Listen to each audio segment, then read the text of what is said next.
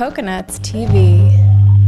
Hello, ako po si Myro Valera, singer-songwriter, formerly of the band Stone Free and from The Voice of the Philippines Season 2. Dito tayo sa Mellers Pares Laksa Mommy House sa Long Timog Avenue. Dito ako usually nagpo-food trip pagkatapos ng mga tugtog.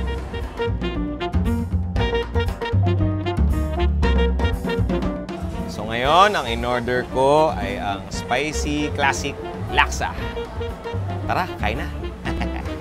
So ang laksa, Singaporean, Malaysian noodle soup siya na seafood yung rekado, tapos gata and curry itong soup niya eh.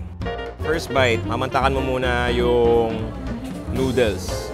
Combination siya ng flat and round noodles. So, nandito yung ingredients niya na meron tayong sweet ball, lobster ball, egg, tsaka tong fake na shrimp. Yung level ng spiciness niya, just the right anghang. Dahil ako, sabi ko, hindi naman din ako super fan ng spicy food.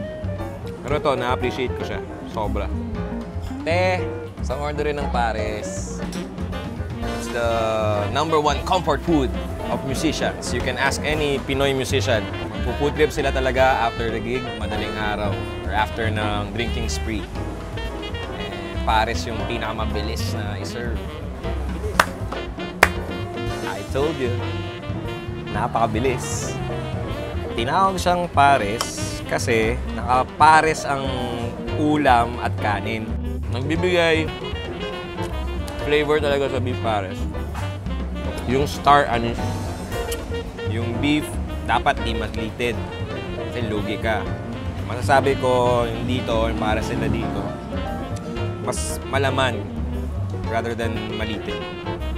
After the gig, ito na yung pinaka-reward. Ayan, ikakain mo na lang para masarap yung tulog.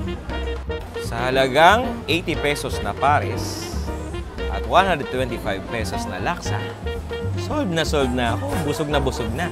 Kaya kayo naman i-invite ko, pumunta dito, Timog area, punta kayo dito sa Mellers, Laksa and Pares.